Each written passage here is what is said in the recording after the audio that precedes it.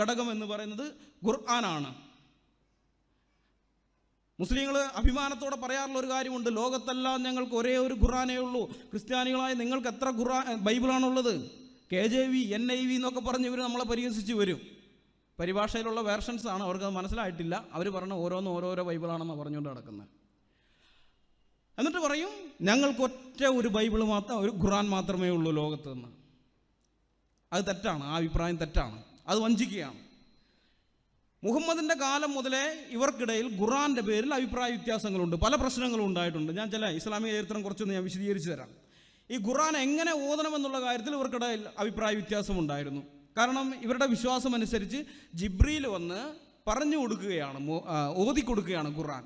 ആ ഓതി കൊടുത്തത് മുഹമ്മദ് കേട്ട് പഠിച്ചു. അദ്ദേഹം അത് അങ്ങനെ തന്നെ ശിഷ്യന്മാർക്ക്, സ്വഹാബിമാർക്ക് ഓതി കേൾപ്പിച്ചു കൊടുത്തു, അവരും പഠിച്ചു. അങ്ങനെയാണ്. അപ്പോൾ ഇത് കേൾവിയിലൂടെ കൃത്യമായിട്ട് ഈ ജിബ്രീൽ പഠിപ്പിച്ച അതേ ട്യൂണിൽ തന്നെ ഓതിയെങ്കിലേ ഖുർആൻ ആവുകയുള്ളൂ. ആ ട്യൂണിന് വ്യത്യാസം വന്നാൽ ഖുർആൻ ആവുകയില്ല എന്നാണ് അന്നത്തെ കാലത്ത് ആളുകൾ വിശ്വസിച്ചിരുന്നത്. അപ്പോൾ അതുകൊണ്ട് പലരും പല ട്യൂണിലൊക്കെ ഓതാൻ തുടങ്ങിയപ്പോൾ, ഖുർആൻ പല വിധത്തിൽ ഓതാൻ തുടങ്ങിക്കഴിഞ്ഞപ്പോൾ അത് പ്രശ്നമായി. മുഹമ്മദിൻ്റെ അടുക്കൽ വന്നു. അപ്പോൾ മുഹമ്മദ് പറഞ്ഞു 7 വിധത്തിൽ നിങ്ങൾക്ക് ഖുർആൻ ഓതാൻ കുഴപ്പമില്ല എന്ന് പറഞ്ഞു. എൻ്റെ അടുത്ത് ജിബ്രീൽ 7 വിധത്തിൽ ഓതി കേൾപ്പിച്ചിട്ടുണ്ട്, അതുകൊണ്ട് കുഴപ്പമില്ല, അങ്ങനെ ഓതിക്കുമെന്ന് പറഞ്ഞു. ഇതിൻ്റെ ഫലം എന്താണെന്നറിയാമോ? 7 വിധത്തിൽ ഖുർആൻ ഓതാമെന്നുള്ള ഫലം വന്നപ്പോൾ മുഹമ്മദ് മരിച്ചു. പിന്നെ ഖലീഫുമാർ അധികാരത്തിൽ വന്നു. ആ സമയത്ത് നാം മനസ്സിലാക്കണം, ഖുർആൻ പുസ്തക രൂപത്തിൽ ശേഖരിക്കപ്പെട്ടിട്ടില്ല, എല്ലാവരുടെയും ഹൃദയങ്ങളിലായിരിക്കുന്നു, എല്ലാവരും മനഃപ്പാടമാക്കുക. എന്നാൽ അപ്പോൾ തന്നെ ചില ആളുകൾ കുറച്ചൊക്കെ ഈന്തപ്പനയുടെ ഇലയിൽ, ഒട്ടകത്തിൻ്റെ എല്ലിലും തോലിലും കല്ലിലും അങ്ങനെ പലതിലൊക്കെ എഴുതി വെച്ചതൊക്കെ കുറച്ച് ഓരോരുത്തരുടെ കൈവശം ഉണ്ടാകും. പക്ഷെ ഭൂരിഭാഗം പേരും മനഃപ്പാടമാക്കി എന്ന് പറയുമ്പോൾ പൂർണ്ണമായും ഖുർആൻ മനഃപ്പാടമാക്കി എന്ന് ആരും തെറ്റിദ്ധരിക്കരുത്. മുഴുവൻ ഖുർആൻ മനഃപ്പാടമാക്കിയിട്ടില്ല. ഇന്ന് കുറേ ആളുകളുണ്ട് മുഴുവൻ ഖുർആൻ മനഃപ്പാടമാക്കിയവർ. മുഴുവൻ എന്ന് വെച്ചാൽ ഇന്ന് നിലവിലുള്ള ഖുർആൻ മുഴുവൻ, അല്ലാതെ മുഴുവൻ ഖുർആൻ എന്ന് പറയാൻ പറ്റുകയില്ല. എന്നാൽ ആ കാലത്ത് എല്ലാവരും മനഃപ്പാടമാക്കി എന്ന് പറയാൻ പറ്റില്ല. കാരണം ഹദീസ് നാം പരിശോധിച്ചാൽ കാണുന്നത് മുഹമ്മദ് പോലും ഖുർആൻ പൂർണ്ണമായി മനഃപ്പാടമാക്കിയില്ല എന്നുള്ളതാണ്. നമുക്ക് ഒരു ഹദീസ് കാണാം. ഇങ്ങനെയാണ്, ആയിഷ, മുഹമ്മദിൻ്റെ ഭാര്യയാണ്, ആയിഷ പറയുകയാണ്, ഒരു മനുഷ്യൻ പള്ളിയിൽ നിന്ന് ഖുർആൻ ഓതുന്നത് തിരുമേനി കേട്ടപ്പോൾ അവിടുന്ന് അരുളി, അള്ളാഹു അവനെ അനുഗ്രഹിക്കട്ടെ, ഇന്ന സൂറത്തിൽ നിന്ന് ഞാൻ മറന്നുപോയ ആയത്ത് അദ്ദേഹം എന്നെ ഓർമ്മപ്പെടുത്തിയിരിക്കുന്നു. സ്വഹീഹുൽ ബുഖാരി അധ്യായം 53 ഹദീസ് നമ്പർ 1140. അപ്പോൾ മുഹമ്മദ് മറന്നുപോയത്, മനഃപ്പാടമാക്കിയ സാധനം മറക്കില്ലല്ലോ. മനഃപ്പാടം എന്ന് പറഞ്ഞാൽ നമ്മുടെ ഹൃദയത്തിനകത്ത് എപ്പോഴും ഉള്ളതായിരിക്കണം. അപ്പോൾ അദ്ദേഹം പോലും അത് പൂർണ്ണമായിട്ടും മനഃപ്പാടമാക്കിയില്ല, പലതും മറന്നുപോയിരുന്നു. അത് ഓർമ്മിപ്പിക്കാൻ ജിബ്രീലൊന്നും വന്നില്ല. വേറൊരാൾ ഖുർആൻ ഓതുന്നു കേട്ടപ്പോഴാണ് അദ്ദേഹത്തിന് മനസ്സിലായത് ഞാനിത് മറന്നു കിടക്കുകയായിരുന്നല്ലോ എന്ന്. അപ്പോൾ ഇങ്ങനെ മുഹമ്മദ് മറന്നെങ്കിൽ പിന്നെ ബാക്കിയുള്ളവരുടെ കാര്യം പറയണ്ടല്ലോ. അപ്പോൾ ചില ആളുകളുടെ കയ്യിൽ കുറച്ചുണ്ട്, അങ്ങനെയാണ് അവസ്ഥ. പിന്നീട് മുഹമ്മദിൻ്റെ കാലശേഷം യുദ്ധങ്ങളുണ്ടായി. അങ്ങനെയുള്ള യുദ്ധത്തിൽ ധാരാളം മുസ്ലിങ്ങൾ കൊല്ലപ്പെടാൻ തുടങ്ങി. ഈ ഖുർആൻ മനഃപ്പാടമാക്കിയിരിക്കുന്ന ആളുകൾ പലരും കൊല്ലപ്പെടാൻ തുടങ്ങി. അങ്ങനെ കൊല്ലപ്പെടാൻ തുടങ്ങിക്കഴിഞ്ഞപ്പോഴാണ് ഇതൊരു പുസ്തക രൂപത്തിലാക്കണമെന്നുള്ളൊരു ചിന്ത അവർക്ക് വന്നത്. അങ്ങനെ പുസ്തക രൂപത്തിലാക്കി. അത് അബൂബക്കർ എന്ന് പറയുന്ന 1ാമത്തെ ഖലീഫയുടെ കാലത്താണ് ഇത് പുസ്തക രൂപത്തിലാക്കുന്നത്. അദ്ദേഹം മുഹമ്മദിൻ്റെ അമ്മായപ്പനാണ്. പക്ഷെ അദ്ദേഹം മാത്രമല്ല, വേറെ പലരും ഇതാ സമയത്ത് പുസ്തക രൂപത്തിലാക്കാൻ നോക്കിയിട്ടുണ്ട്. ഉമർ പുസ്തക രൂപത്തിലാക്കാൻ നോക്കിയതായിട്ട് ഹദീസുണ്ട്. അലി എന്ന് പറയുന്ന മുഹമ്മദിൻ്റെ മരുമകനാണ്, അദ്ദേഹം പുസ്തക രൂപത്തിലാക്കിയിട്ടുണ്ട്. വേറെ ഇബ്നു അബ്ബാസ്, അങ്ങനെ പല സ്വഹാബിമാരും ഇതൊക്കെ പുസ്തക രൂപത്തിലാക്കി. എന്താണ് പ്രശ്നമെന്ന് വെച്ച് കഴിഞ്ഞാൽ ഇതെല്ലാം അവരുടെ ഹൃദയത്തിലുള്ളത് മറ്റുള്ളവരിൽ നിന്ന് കേട്ടതൊക്കെ കൂടി ശേഖരിച്ച് പുസ്തക രൂപത്തിലാക്കിയപ്പോൾ പലരുടെ കയ്യിലും പലതരം ഖുർആനാണ്. ഇവൻ്റെ കയ്യിലുള്ള ആയത്തുകൾ അവൻ്റെ കയ്യിലില്ല, അവൻ്റെ കയ്യിലെ ഖുർആനിലില്ല, അത് അടുത്തവൻ്റെ ഇല്ല. പലരുടെ കയ്യിലും പലവിധ ഖുർആൻ. അപ്പോൾ എന്തുണ്ടായി? പ്രശ്നമായി. ഈ ഓരോ ആളുകളും അവരുടെ ശിഷ്യന്മാർക്ക് പഠിപ്പിച്ചു കൊടുക്കുന്നത് തങ്ങളുടെ കയ്യിലുള്ള ഖുർആനാണ്. ഇതാണ് ഒറിജിനൽ എന്ന് പറഞ്ഞാൽ പഠിപ്പിക്കുന്നത്. അങ്ങനെ വന്നു കഴിഞ്ഞപ്പോൾ ഇത് സാമ്രാജ്യത്തിനകത്ത് പ്രശ്നമായി. ഞങ്ങളുടെ കൈവശം ഇരിക്കുന്നതാണ് ഒറിജിനൽ, നിങ്ങളൊന്നും യഥാർത്ഥ ഖുർആൻ കൈവശം വയ്ക്കുന്നവരല്ല, നിങ്ങളൊന്നും മുസ്ലിങ്ങളല്ല എന്ന് മറ്റുള്ളവരെ ഓരോ ഗ്രൂപ്പുകാരെ അധിക്ഷേപിക്കാൻ തുടങ്ങി. അങ്ങനെ വന്ന് ഇത് പ്രശ്നമായി ആഭ്യന്തര യുദ്ധത്തിൻ്റെ ഒരു അവസ്ഥയിലേക്ക് എത്തുന്നു എന്ന് കണ്ടു കഴിഞ്ഞപ്പോൾ ഉസ്മാൻ എന്ന് പറയുന്നയാൾ 3ാമത്തെ ഖലീഫയാണ്. ഉസ്മാൻ ഖലീഫയായിരിക്കുന്ന സമയത്ത് ഉസ്മാൻ ഒരു കാര്യം കാണിച്ചു. അദ്ദേഹം എന്ത് ചെയ്തു എന്ന് വെച്ച് കഴിഞ്ഞാൽ ഇസ്ലാമിക പണ്ഡിതന്മാരെയൊക്കെ വിളിച്ചു വരുത്തി എല്ലാവർക്കും അംഗീകരിക്കാൻ പറ്റുന്ന വിധത്തിലുള്ള ഒരു ഖുർആൻ എഴുതി ഉണ്ടാക്കിച്ചു. അത് എഴുതി ഉണ്ടാക്കിയതിന് ശേഷം ബാക്കി നിലവിലുള്ള സകല ഖുർആനും കത്തിച്ച് കളയാൻ അദ്ദേഹം ഉത്തരവിട്ടു. സകല ഖുർആൻ എന്ന് പറയുമ്പോൾ പുസ്തക രൂപത്തിലുള്ളത് മാത്രമല്ല, അത് ഈന്തപ്പനയോലയിൽ എഴുതിയ ഒരായത്താണെങ്കിൽ പോലും അത് കാണരുത്, അത് കത്തിച്ച് കളയണമെന്നാണ് അദ്ദേഹം ഉത്തരവിട്ടത്. അത് സഹീഹ് ബുഖാരി വോളിയം 6 ബുക്ക് 60 ഹദീസ് നമ്പർ 510 511. ഈ 2 ഹദീസുകളിലാണ് ഇതിൻ്റെ ഹിസ്റ്ററി കൊടുത്തിരിക്കുന്നത്. ഉസ്മാൻ ഖുർആൻ കത്തിച്ചതോടുകൂടി ഖുർആൻ്റെ ആധികാരികത എന്നേക്കുമായി ഇല്ലാതായി തീർന്നു. ഖുർആൻ്റെ ആധികാരികത നഷ്ടപ്പെട്ടു. കാരണം ഒറിജിനൽ പോയി. ഒറിജിനൽ എന്താണെന്ന് നമുക്ക് ആർക്കും അറിയില്ല. അത് പോയി, അത് കത്തിച്ചു കളഞ്ഞു.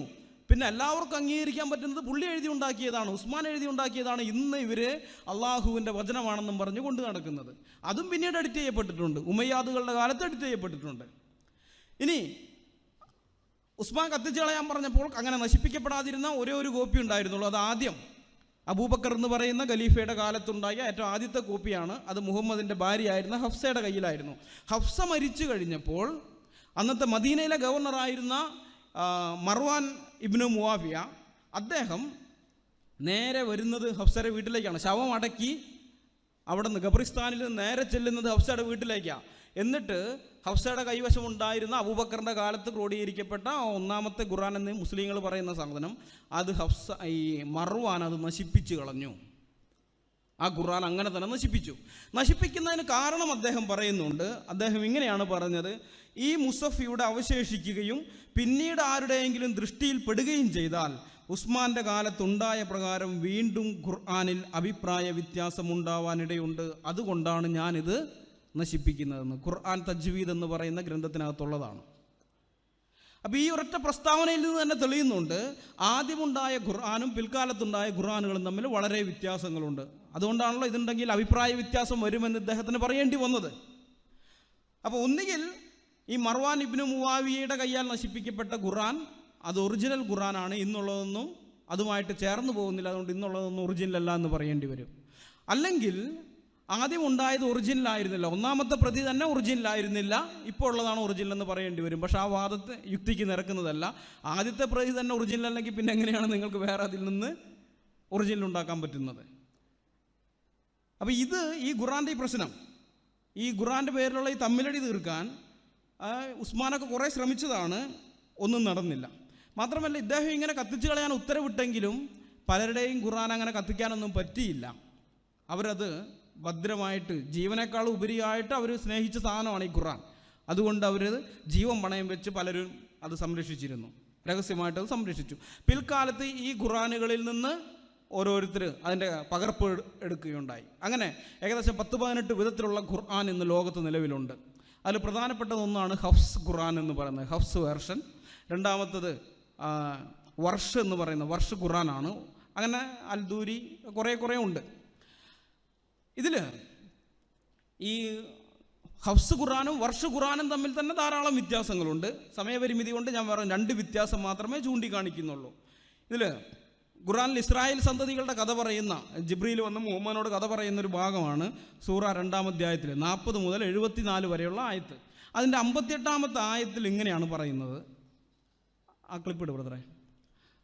അത് അള്ളാഹു പുറത്തു തരുമെന്ന് ഈ ഹഫ്സ് ഖുർആനിൽ പറയുകയാണത്. അതാണ് അതിൻ്റെ 2 അറബിയിലുള്ള വ്യത്യാസങ്ങളാണ്. ഹഫ്സ് ഖുർആനിൽ പറയുന്നത് അള്ളാഹു നാം പുറത്തു തരുമെന്നാണ്. നാം കരുണ കാണിക്കും, നാം പുറത്തു തരും. എന്നാൽ അതേ ആയത്ത് വർഷ ഖുർആനിലേക്ക് വരുമ്പോൾ അവൻ പുറത്തു തരുമെന്നാണ്. വ്യത്യാസം മനസ്സിലായോ? ഒന്നൊരാൾ ഡയറക്റ്റ് പറയുകയാണ്, അള്ളാഹു നേരിട്ട് പറയുന്ന വിധത്തിലാണെങ്കിൽ, മറ്റേത് അള്ളാഹു അല്ല പറയുന്നത്, പിന്നെ വേറൊരാൾ പറയുകയാണ് അവൻ പുറത്തു തരും. അർത്ഥം മാറുന്നത് ഇങ്ങനെയാണ്.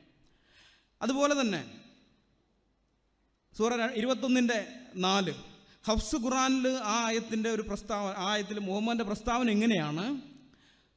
അദ്ദേഹം പറഞ്ഞു, എൻ്റെ രക്ഷിതാവ് ആകാശത്തും ഭൂമിയിലും പറയപ്പെടുന്നതെല്ലാം അറിയുന്നു, അവനാണ് എല്ലാം കേൾക്കുന്നവനും അറിയുന്നവനും.